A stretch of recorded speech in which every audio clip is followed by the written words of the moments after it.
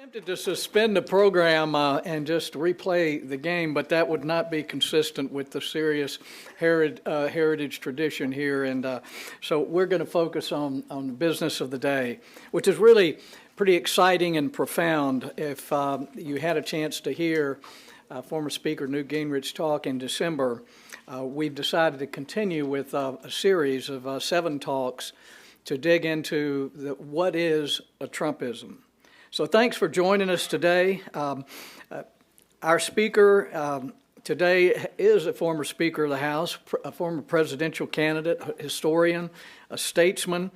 He explored with us what we call the principles of Trumpism, a set of ideas and inspirations that led to Donald Trump's historic upset victory over Hillary Clinton, and explained the reasons why in his message why the Trump message resonated so much with the American people. I had hoped in the last few weeks that more people in Hollywood and the media might hear an analysis like we heard in December, and maybe re-examine their contempt for their future president and the people who elected them. But the Christmas season must have made me a bit too charitable. Less than 2 weeks from inauguration, we're seeing talking heads making excuses for violent atrocities streamed in social media because the perpetrators are anti-Trump. We've seen the Washington Post invent and retract stories at a blinding pace because of their desire to attack and discredit Donald Trump. And last weekend, we saw a ballroom full of tuxedo-wearing movie stars congratulate each other for being so brave as to despise middle America.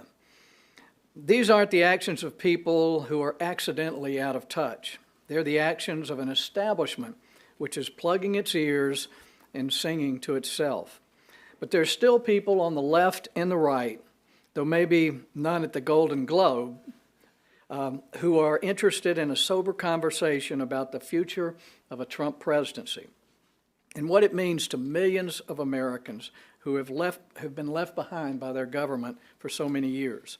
I'm pleased today and in the coming weeks, this conversation will be led by a man whose historical perspective and eloquence are uniquely suited to our common goal, and that is understanding Trumpism. So please help me in welcoming former Speaker Newt Gingrich.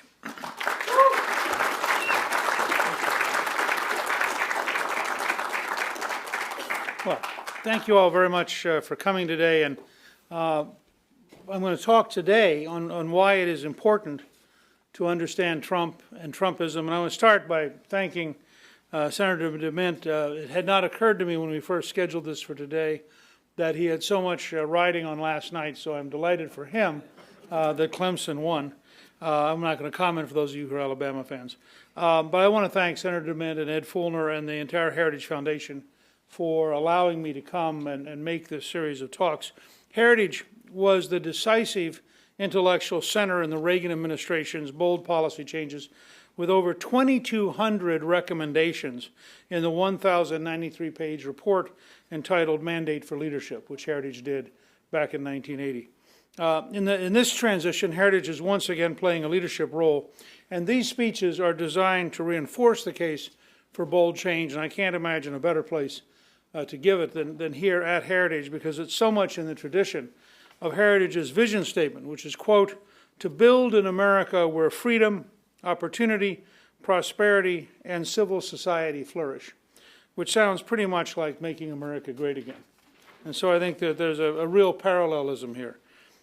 These speeches are an initial attempt to outline the dramatic changes brought about by the rise of President Trump, President-elect Trump, and of Trumpism.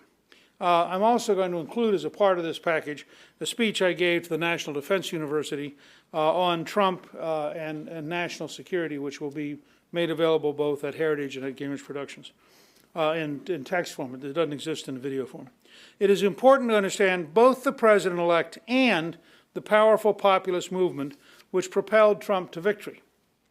It was the combination of President-elect Trump's key policies and proposals, the emerging empowering technologies and techniques, and the underlying movement of the American people that I would call Trumpism, as all three together.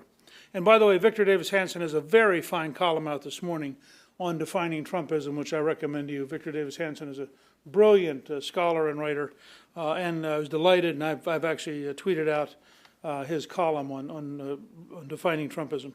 It's a very helpful contribution to the conversation. It is important to codify, clarify, and explore the concept of Trumpism because implementing it will require the work, initiative, and creativity of thousands of Americans. Because our national media focuses so much on the president, we have a very misleading sense of how fundamental change occurs in America. Despite 84 years of liberal efforts to dominate America from Washington through bureaucracy, America remains a remarkably decentralized system with enormous depths of local leadership. Consider, there are over 513,000 elected officials. Republicans have over 4,100 state legislators, the most in the 162-year history of the Republican Party. There are 33 Republican governors, the most since 1922. In fact, in 25 states, there's absolute Republican control of the executive and legislative branches. This is a remarkable opportunity to implement Trumpism at the state and local level. It's also a remarkable opportunity to create an active state-federal transformation which targets the worst aspects of the liberal system and transfers them into the new Trump model. In Washington, the decentralization continues. There are 52 Republican senators, 247 Republican House members. They have an estimated 7,500 staff, both personal and committee, and leadership. Even in the executive branch, there is a vast army of people necessary to implement President Trump's plans. There's a cabinet with the vice president and the heads of 15 executive agencies. There are over 4,000 presidential appointees. The senior executive service has around 7,700 members. There are over 900 general officers in the military. So even in the executive branch, the president has to have a lot of cooperation in order to get things done. This huge number of active players is why it is important to create a clear understanding of both President-elect Trump and of Trumpism as a movement that has to be implemented by many people in many different arenas, working on many different challenges. The central proposition of this series is that November the 8th, 2016 was a watershed. A watershed is a very large, President Trump might say, huge change. The old order is on one side of the watershed, and a not yet understood, slowly emerging and clarifying new order is growing on the new side of the watershed. We'll know in a year if, if this is a real watershed or just a temporary aberration. Are there jobs, jobs, jobs, to quote President-elect Trump? Have tough pro-American trade negotiations begun? Has the new public-private approach to space dramatically accelerated our emergence as the leader in space manufacturing, tourism, travel, and science? Are there dramatically fewer federal regulations in January 2018? Has Medicaid been largely transferred to the states to manage and experiment? And I use the word experiment deliberately. There is no national model of successfully delivering health care for the poor. And we're far better off to have all 50 states experimenting to find out how to do it than we are to pretend that enough bureaucracy in Washington will magically find a solution.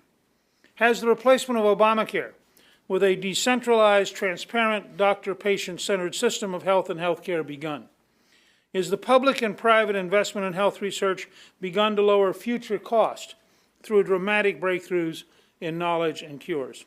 Do dramatically more children have school choice so they can be liberated from bad schools? Are political correctness and anti-American intellectualism being confronted at every turn with honest reality and American values and traditions? Is the military being rebuilt? Is the military rebuilding based on a bold, 21st century model of dynamic adaptation of radical new technologies? Do we have a coherent strategy for defeating Islamic supremacists? Is the wasteful defense bureaucracy and procurement system being overhauled? Are we actually creating a better infrastructure rapidly and cost-effectively with minimum red tape? Has the wall been completed and the southern border secured? Are the poorest parts of our cities and our rural and small town areas begun to grow and have hope? Is there a new deal for African Americans, as candidate Trump promised in Charlotte in October? Have we shifted from disabilities to capabilities, using the inspirational lessons of the Wounded Warrior program? Has the overhaul of the Veterans Administration begun with veterans at the center and bad, incompetent, and corrupt bureaucrats being replaced? Have bold steps been taken to have the federal bureaucracy stop paying crooks, saving billions a year? Are we on a path to combine rapid economic growth, economic use of federal assets, and dramatic reforms in spending to get back to a balanced budget? These would represent real change. In a sense, what I'm trying to do is build an outcome checklist, not an activity checklist, not a promises checklist, but outcomes, which is the essence of Trumpism. Trumpism measures results, not effort. It measures outputs, not inputs. Fundamentally different approach from the bureaucratic welfare state. If the answer to a significant number of questions like this is yes, then we have truly crossed a watershed. We're not going to cross a watershed simultaneously everywhere in all zones, but it gives you the beginning, and I'm sure others could add additional questions. So you literally could have a checklist in January of 2018, and Heritage could hold a conference summarizing the first year and asking, was this a watershed or not? On one side of the watershed was liberalism as usual, big government as usual, political correctness as usual, centralized Washington bureaucracy as usual, an ever more liberal Supreme Court as usual, and weakness and confusion in national security and foreign policy as usual. If Secretary Clinton had become President Clinton, those patterns would have continued. They had been set by the 84-year evolution of the New Deal system and the assumptions it established about government and politics in America. Excuse me. Despite the best efforts of President Reagan in the 80s, and of the contract with America in the 1990s, the basic underlying patterns had continued moving America toward a big government, politically correct, Washington-defined vision of the future. November 8, 2016 was actually a very close election. Only a few thousand votes change would have shifted the outcome. However, the outcome gave the Electoral College to Donald Trump by a surprisingly decisive margin. The shock of that outcome was caused in part by the Democratic consultants and the elite media's assumption that Clinton was on the edge of winning by a landslide. Up until late Tuesday evening, most Democrats and most reporters believed Clinton would win. I have often thought about the conversation where they tried to figure out who was going to go in and break the news to her. Because literally until sometime around 8 or 9 or 10 o'clock Tuesday night, they all thought she was going to win. So you can imagine the scale of the shock. The shock was magnified by the difference in personality, in campaign style, in issues, and in the degree of outsider status embodied in the Trump candidacy. It just wasn't conceivable to members of the establishment that someone this randomly noisy, running a campaign that was so radically different, articulating issues that were clearly politically taboo, and at times engaging in behavior and language that was unthinkable to the establishment definition of appropriate leadership, that such a person could become President of the United States was inconceivable until it became a fact. For some members of the elite, it is still inconceivable 2 months later. And I think that's part of what you can see Meryl Streep's rant about, that it's not just ideology, but there's a total vision of appropriate behavior, political correctness, safe space, etc., all of which are violated 24 hours a day by Trump. And so there's a very core identity problem that's underway, particularly for the left. So President-elect Trump would be worthy of study just for the scale of his achievement. Think about this. No one in all of American history has won the presidency without either holding public office or serving as a general in the Army. Trump would be unique for that reason alone. Furthermore, he defeated 16 other Republicans for the nomination, including a number of current and former governors and senators who were considered much more likely nominees by the establishment. However, there are two other big factors that make studying Trump and Trumpism a very useful, indeed I would argue a necessary undertaking for anyone who wants to understand where America is going. First, Trump was more than a clever personality with a very sophisticated and powerful approach to social media.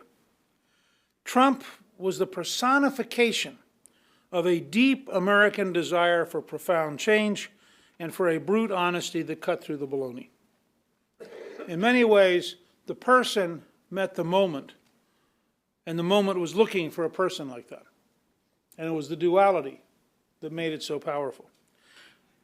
The elites do not want to admit it, but what made Trump's use of Facebook and Twitter so powerful was the actual messages he was sending.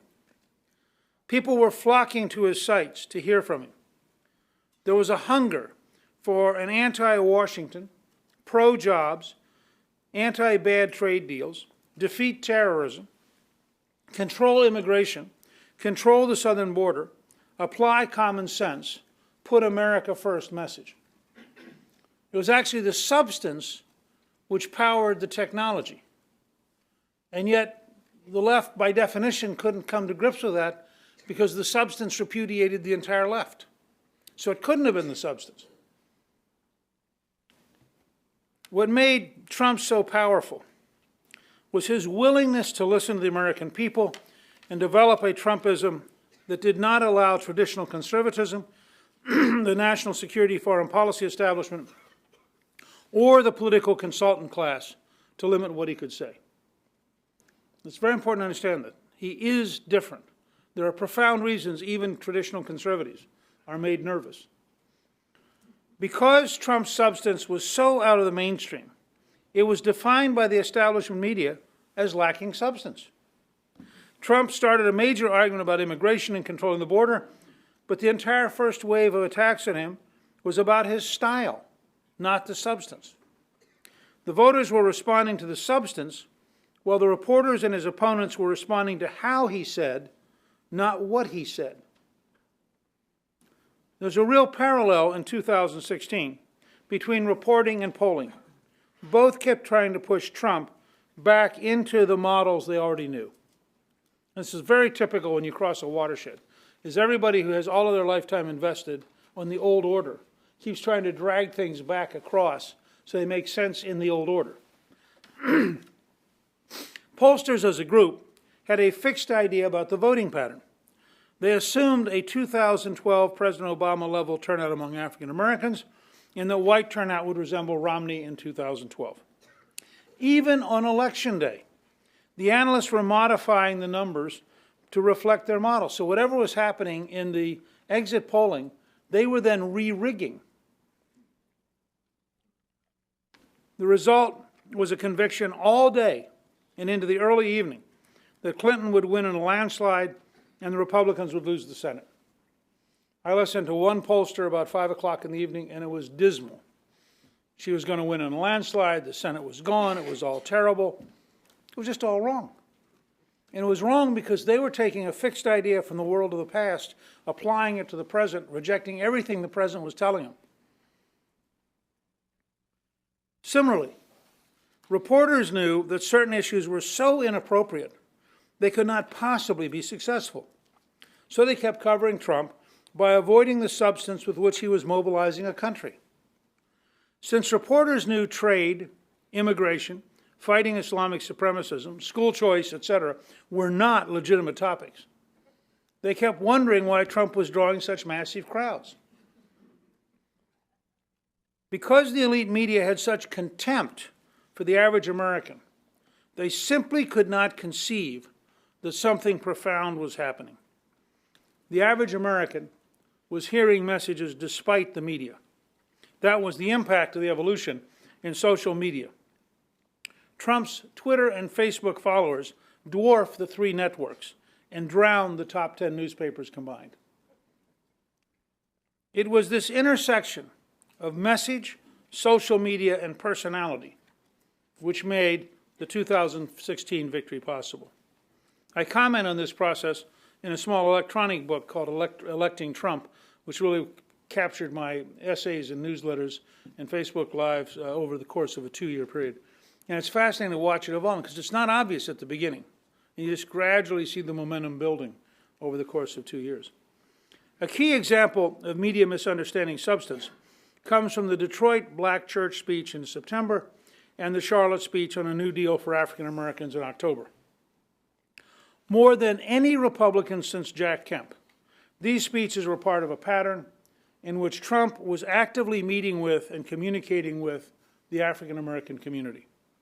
The elite media largely ignored this effort to reach African Americans. It could point to the modest increase in the black vote for Trump compared to Romney and argue it didn't matter. However, this short-sightedness misses three key points about this effort. First, appealing to African Americans as directly as Trump did in a number of speeches and debates allowed moderate whites to relax and see him as a leader who wanted to unify rather than divide the races. Second, by talking so directly about African American concerns, outlining issues that could help them, and appealing for their vote, Trump blunted most of the left-wing Democrat fear tactics. By the way, the exact same fear tactics we're seeing used against Senator Sessions right now in a despicable and utterly dishonest effort to discredit him.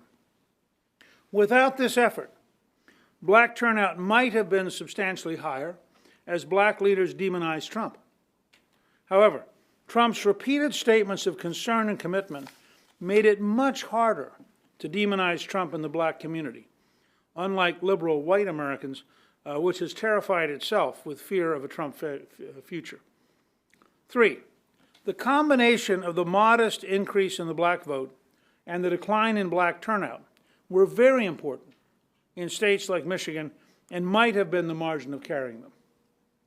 So all of these things were coming together. The point of all this is that there's a foundation of substance to the Trump appeal which is worthy of analysis and understanding and which can be applied to state and local government across the country. Second, Trumpism is a manifestation and focus of patterns which have been building for a long time. As Nassim Taleb points out in his brief essay, which I recommend to everyone, and you can Google it, Intellectual Yet Idiot, the governing systems have been decaying in competence and in practical knowledge. They just don't work, and people know that.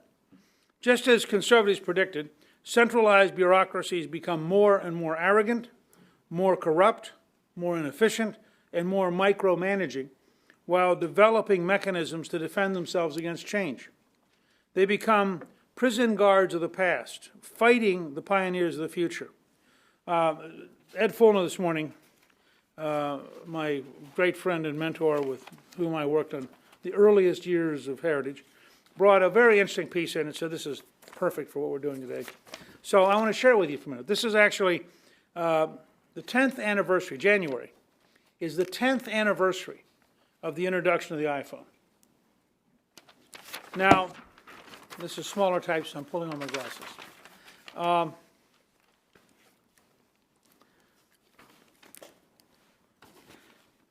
So TechCrunch, analyzing the iPhone, said, we predict the iPhone will bomb.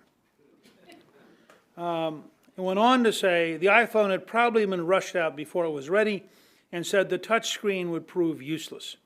That virtual keyboard will be about as useful for tapping out emails and text messages as a rotary phone. Don't be surprised if a sizable contingent of iPhone buyers express some remorse at ditching their BlackBerry when they spend an extra hour each day pumping out emails. Steve Ballmer, then the head of Microsoft, said, there's no chance that iPhone is going to get any significant market share. No chance. It's a $500 subsidized item. They may make a lot of money, but if you actually look at the 1.3 billion phones that get sold, I'd prefer to have our software than to have the 2 or 3%, which is what Apple is going to get. John Dvorak said Apple should pull the plug on the iPhone. He said that the mobile phone business dominated by Nokia and Motorola would prove too competitive. One more example.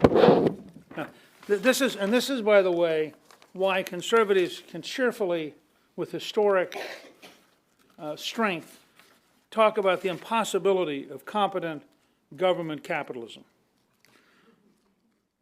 I mean, if I wasn't reading this, I wouldn't believe it. Okay.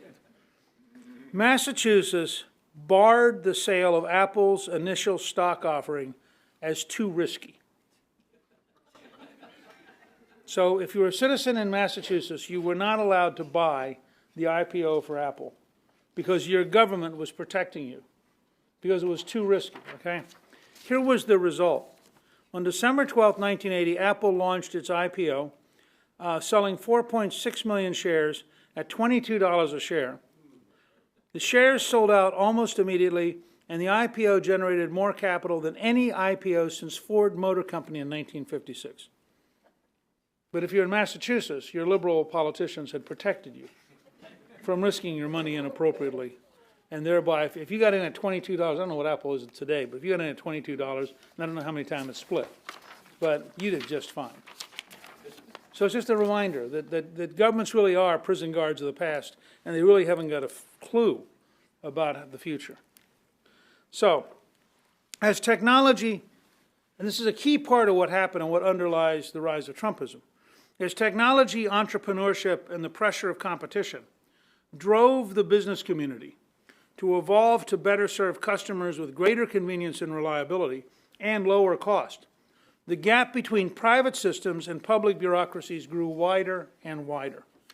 Citizens used to automatic teller machines, Google, text messaging, Amazon, and Uber find bureaucracy more and more frustrating. As the values of liberal victimization, dependency, and redistribution get stronger, the damage they do to people and the perverse incentives they create for dependency, despair, and loss of dreams gets bigger and bigger. As the bureaucratic prison guards protecting the past kill the pioneers of the future, the system spirals downward. The disaster of education for the poor cannot be understood without looking at the role of the teachers' union in protecting the incompetent and turning a missionary profession into a bureaucratic job. Inefficient, ineffective bureaucracies giving away money attract predators who want the money. As we proved in our book, Stop Paying the Crooks, just the theft in Medicare and Medicaid is probably more than $110 billion a year, over $1 trillion in a decade. The deliberate inefficiencies for profit among large government contractors creates a disastrous environment of overruns, underproduction, cost increases, and disappointing products. The F-35 is a case in point. Finally, political correctness has driven the establishment into estrangement from most Americans on a scale which is only now beginning to be obvious. One side worried about transgender bathrooms, the other side worried about jobs. Jobs won. One side worried about sanctuary campuses and safe spaces, the other side worried about defeating ISIS and attacking radical Islamic terrorism to create genuine safety. Strength won. These patterns are going to continue to grow, and political correctness is going to continue to lose to reality. The great opportunity is for President-elect Trump to turn the immediate election into the beginning of a movement which comes to permeate all of America and make America great again for all Americans. To explore both the strength of the Trump personal characteristics and the nature of Trumpism, I'm going to outline a number of key areas in additional speeches here at Heritage this month. The next speech will be on Thursday at 11 a.m. I look forward to your questions and comments.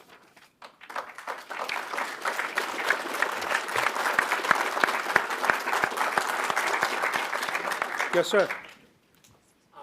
Wait, she's bringing you a microphone. Could you pass that, please?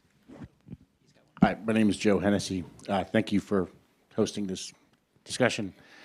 I wanted to ask you a question about a communications hallmark of Trumpism, which is the ability to communicate directly with the electorate and the citizens through 140 characters that comes directly from Mr. Trump himself. And if you can indulge me to set the question up. I mean, as a historian, you realize and recognize, I'm sure, the dangers of miscommunication. We have in history the Zimmerman telegram. We have instances where lack of clarity in communication has catastrophic results. And I would imagine also as a proponent of limited government, one would think that executive action should be deliberate and calibrated to the event. On the other hand, you have this phenomenal ability of Mr. Trump to communicate directly with the electorate. We saw some of the benefits of that recently when the House looked like it was going to weaken some of the ethics rules, and Mr. Trump, President-elect Trump, weighed in immediately on that and short-circuited it. My question to you is, as someone advising the White House, the executive branch, would it be your advice to take the device out of the president's hand, given the dichotomy between the consequences of miscommunication on the one hand and the power of directly communicating with the electorate on the other? Well, first of all, as a historian, my sense is that it would be relatively impossible to take the device out of Trump's hand. There's a great story that George Shultz tells about Reagan, who had, in 1967, as governor of California, gone to Berlin. And he said, that wall sure is ugly, they ought to tear it down. 20 years later, having carried 49 states in re-election, he's going back to Berlin. And he writes a speech, and he writes in the speech, Mr. Gorbachev, tear down this wall. Goes over to the State Department where the editor takes it out. He writes it back in the speech in his own hand, sends it back over. And they take it out again. As Shultz tells the story, he gets this phone call. And Reagan says, Georgie, will you tell your editor that I am the president? He is not. Stays in the speech. They get to Berlin. At breakfast that morning, every senior advisor asked him to take it out. They said, the CIA says the wall's going to be there for 30 or 40 more years. You're going to look very foolish. You're going to irritate Gorbachev to no advantage. And Reagan listens patiently and gives the line, which is one of the most famous lines of his presidency. I use that as a minor example to say, Reagan understood that when it mattered, he didn't care about editing. He didn't care about staff advice. He was going to do what he in his heart thought was right. Trump is, in some ways, a dramatically bigger version of that. There are a couple things to remember about Trump. He has the energy of Theodore Roosevelt, the disruptive characteristics of Andrew Jackson, and the permanent selling technique of P.T. Barnum. And when you weave those together, you can really begin to understand what Trump's doing. Trump wants to move a nation, and he wants to communicate with the world. His basic technique, and this is a huge difference, if you study military history, the Wehrmacht, the Israelis, and the Army of Northern Virginia all had the same pattern. They were extraordinarily fast tactically. And they had a doctrine in all three cases that if you got hit by surprise, 1/3 of your forces went into defense, 2/3 immediately prepared a counterattack, but you kept moving. There is a military doctrine called an OODA loop, O-O-D-A loop, which is orient, observe, decide, and act. And based on studying the F-15, the F-86 MiG-15 combat in Korea, it was the base of the design of the F-16. Became very widespread in the American military. So we spent a huge amount of money trying to figure out what's happening in the real world. That's the observe. What does it mean? That's the orient. What should we do about it? That's the decide. Act, and immediately go back to observe. Trump, by personal experience, personifies an OODA loop. Trump's model is not to avoid making a mistake by careful planning. Trump's model is, the second you make a mistake, cover it up. So he relies on enormous speed in order to keep moving. And if you were to take, a whole series of his, and you got to see his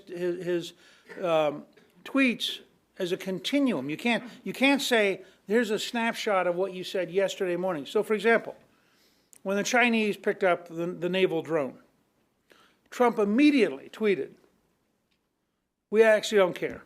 It's an obsolete drone. Why don't you keep it?" His goal was to totally devalue the drone, to say to the Chinese, I'm not negotiating with you. You got a piece of junk. The Chinese promptly, by the way, turned the drone over. Now, you couldn't see the tweet in isolation without asking yourself, what's the brain behind it? So Putin gives some speech about nuclear war, or nuclear weapons, rather. Trump promptly says, we're going to build up our nuclear capability, and if there's going to be an arms race, we'll drown them. Now, he's sending a message to both China and Russia. And frankly, the truth is, if his economic plan works and we get back to 5 or 6% real growth, we will drown them. I mean, we are still far and away the most powerful economy on the planet. But this kind of stuff is not just random. He picks a fight with Meryl Streep. Why? Because Meryl Streep picked a fight with him. I mean, one of the things he learned from page 6 in New York is the second you hit him, he clobbers you. This is not a personality quirk. It's not because he's sensitive. It's because he learned a doctrine that said, never let somebody hit you without hitting them back. And so my point is, this is who he is. I mean, we're going to have to adjust to the reality that he's not Franklin Roosevelt, and he's not Dwight Eisenhower, and he's not Ronald Reagan, and he's not, Barack Obama. He's Donald Trump. Yes, sir. Let's see. He's going to bring you a microphone. Then we'll. Thank you. Carl Golovin, endofthefed.info. I find it remarkable you mentioned Andrew Jackson, because, of course, Andrew Jackson ended the second bank, the Federal Reserve of his day, wrote passionately about how if we ever let there be a third central bank, the credit money conjured into existence would steal the wealth of those who labored. Do you think President Trump will follow through on what Reagan initiated with resuming the coining, federal minting of gold and silver coin, restoring an honest monetary unit? Also, we're entering the 100th anniversary of the birth of John Kennedy. Will Trump seize the initiative to honor John Kennedy, even releasing the records still withheld concerning the assassination, whereas the left has sort of abandoned the arguably conservative legacy of Kennedy, who sought to restore a U.S. note redeemable in silver, also to have peaceable relations with the Soviet Union or Russia? Well, you ask a lot of things very quickly. My hunch is that may eventually bubble up on his list, but that's not anywhere close to the top of where he is right now. But he has a number of advisors who do think that the monetary policy of the Fed has been a disaster. It's been particularly bad for senior citizens, particularly bad for anybody who saves. And it's basically centralized power and wealth in Wall Street. Ironically, the biggest winners out of federal behavior are the big banks. And the biggest losers are small towns and small savers and people who don't have huge amounts of assets. So I suspect you'll see some of his advisors moving in that direction, but I think it'll be probably a second or third year issue. I think the first year will be dominated by deregulation and by tax policy. This young lady right here. Actually, then I'll try to come a little bit further to the side. Thank you.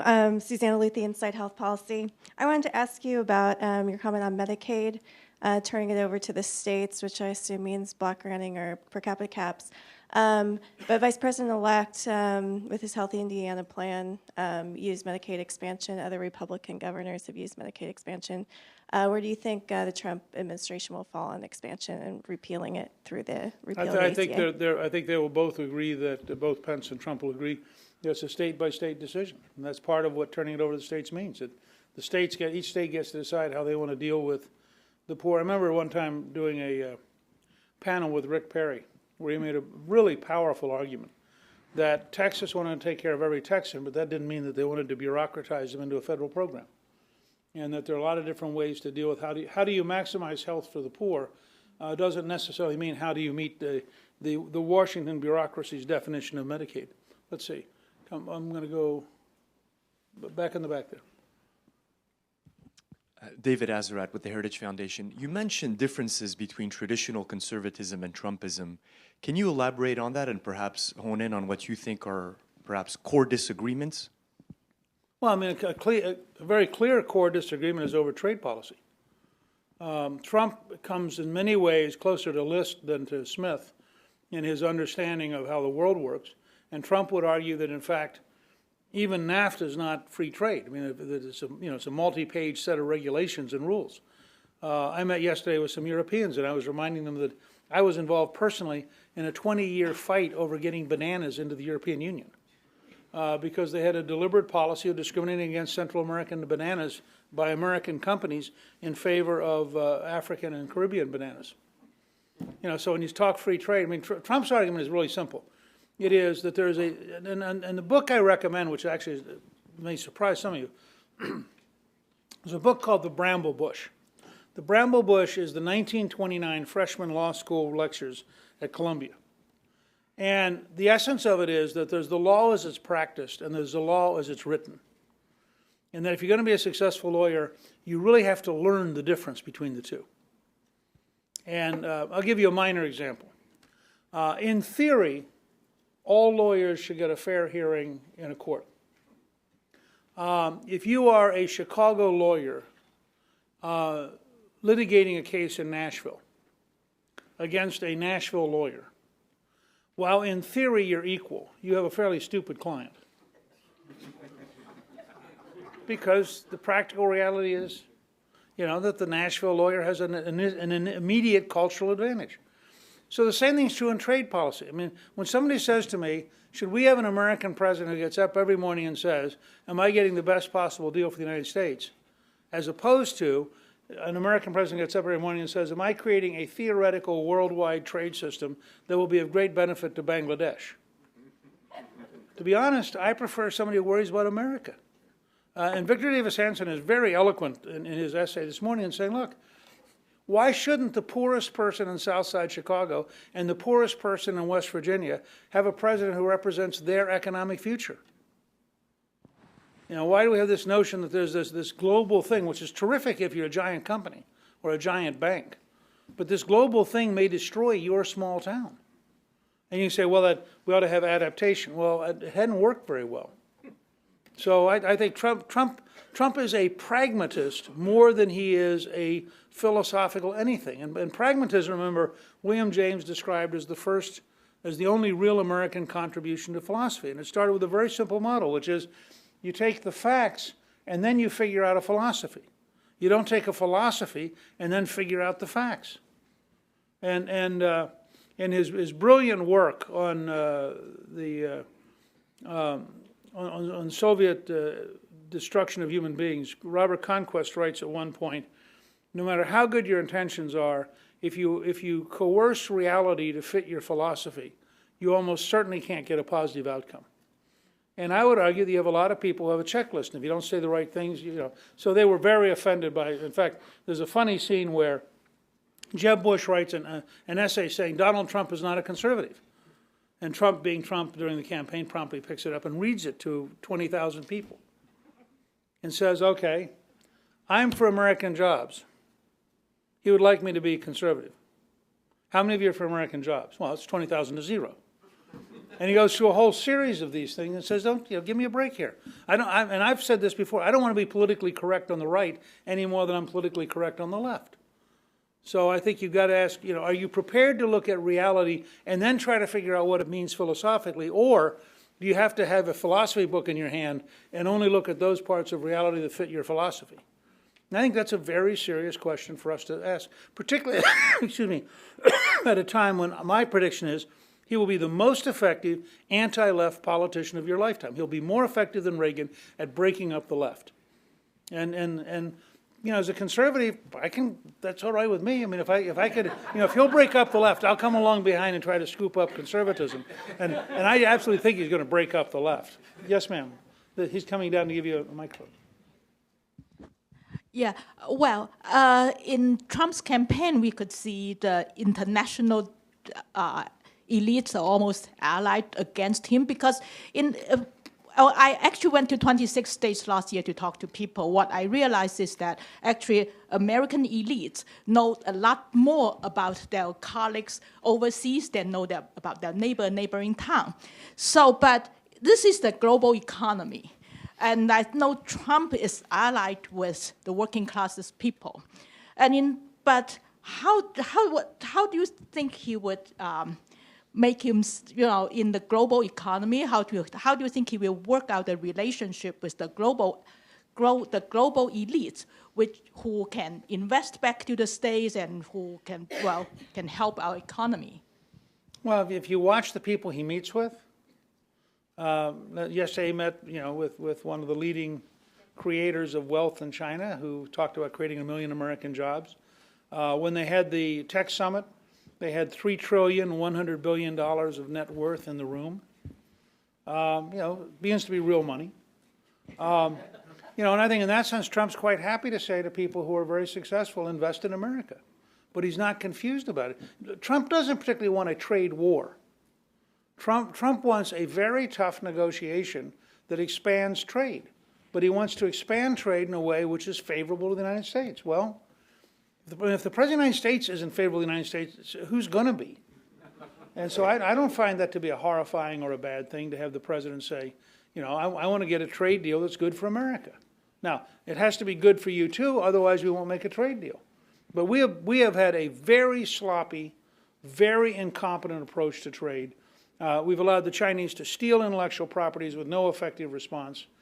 We've allowed all sorts of things to go on that make no sense. And a lot of it's our own fault. We have a tax code and a regulatory code and an education system, all of which are destructive of our competitive capabilities.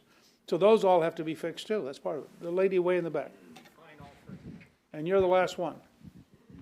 Vicki Dutcher of the Heritage Foundation. I've had the privilege of working or talking with thousands of people across the United States this year as I've worked on the Restore America project here at Heritage.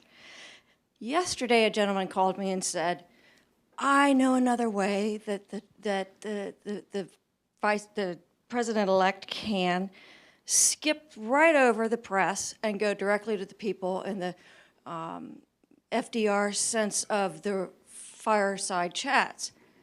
Put him on E-SPAN. Have him take questions from the people. This gentleman was so excited, I just wanted to share that with you and get your thoughts on it.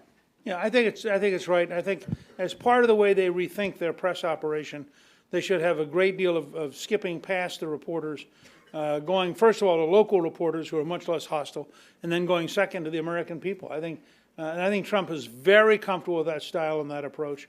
And again, it's partly because he's comfortable that if he makes a mistake, they'll correct it in a few minutes. I mean, he doesn't have this model that says, I have to be so scripted and memorized and so operating inside a box that I can't make a single mistake. Now, remember, it's Reagan who said, while setting up a radio taping, the bombs will fall in Moscow in 10 minutes, which you would have thought of as a mistake. I mean, although I'm not sure he minded it being picked up. But so I think people make mistakes. Trump will, on average, I always tell people, Trump is like a rollout quarterback who throws deep on every play. Now, if you do that, you are going to occasionally have interceptions. The question is, do you get a lot more touchdowns than interceptions? And if you do, people will think of you as very successful. Thank you, and again, I want to thank Heritage for allowing me to come here.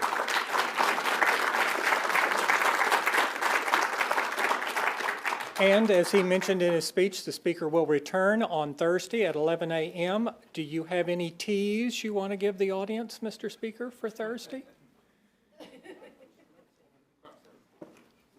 It will include tweeting. Thank you, ladies and gentlemen.